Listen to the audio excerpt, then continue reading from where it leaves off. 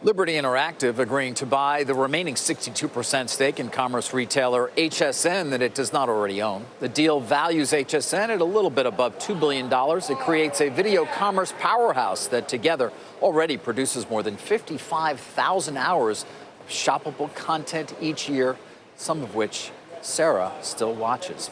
Mike George is the CEO of QVC, and he joins us now live from the company's headquarters.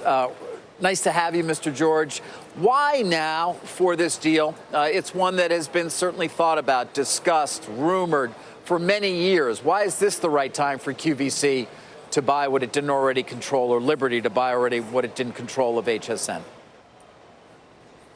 Well, to us, this was just the perfect time to bring these two brands together. You know, there's so much change going on in retailing, and by combining forces, our ability to serve the customer at that much higher a level, combine forces to create new digital platforms, new interactive television platforms. It just felt like in a world of kind of rapidly changing technology, rapidly changing retail landscape, now is the time to combine forces.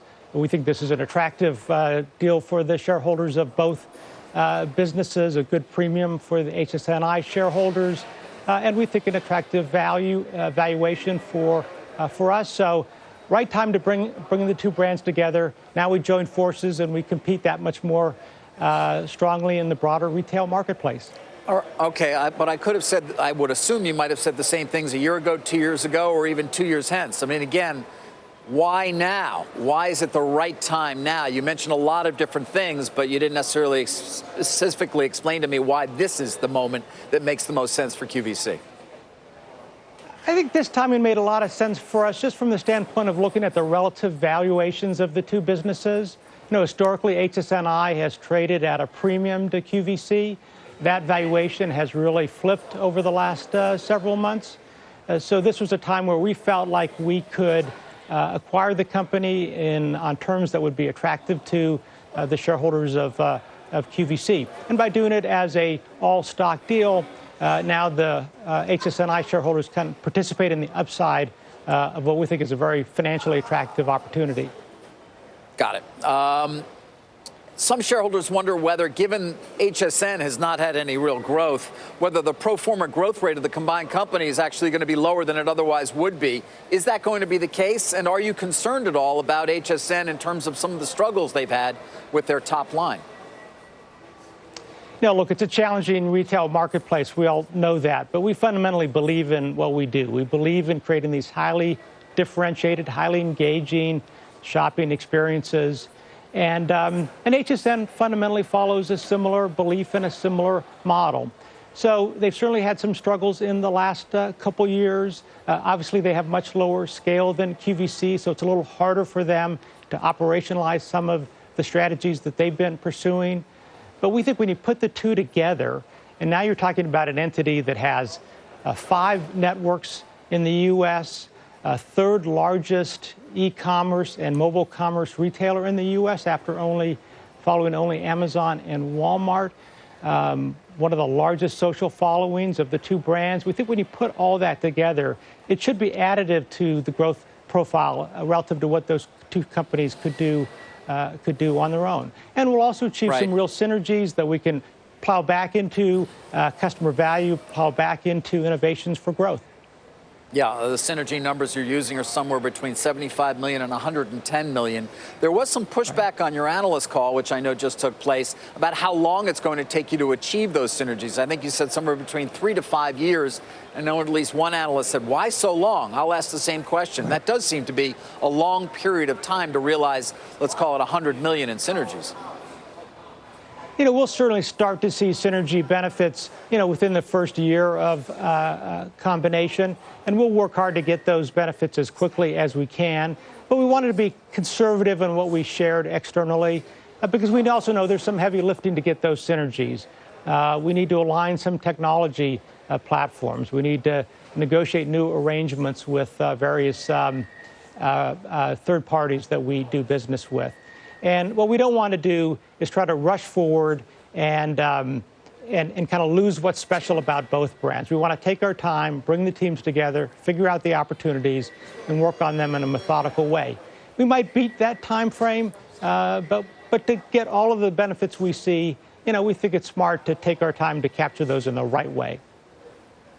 David mentioned I've watched my share of these networks. If you grew up in the 90s, I mean, this was a phenomenon. And for a business, for a small business and an entrepreneur, you made it on QVC.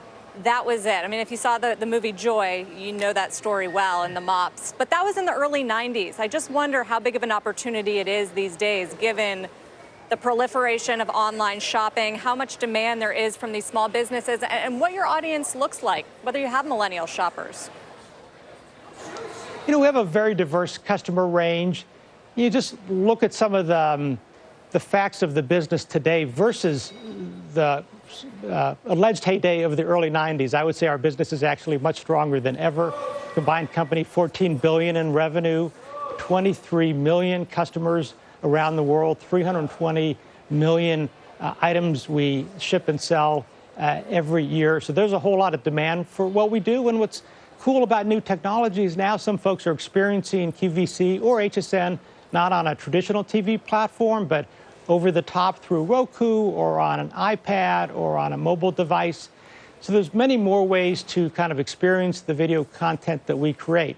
So does that opportunity still exist for the small vendor? Well, talk to someone like Jamie Kearns at It Cosmetics, who came on QVC 5 years ago and now has a brand worth well over $1 billion. And we could talk about lots of those more recent examples in addition to the great stories back in the 90s. So yeah, for folks just starting out with an entrepreneurial idea, to have access to this combined QVC and HSN platform, the opportunities are extraordinary.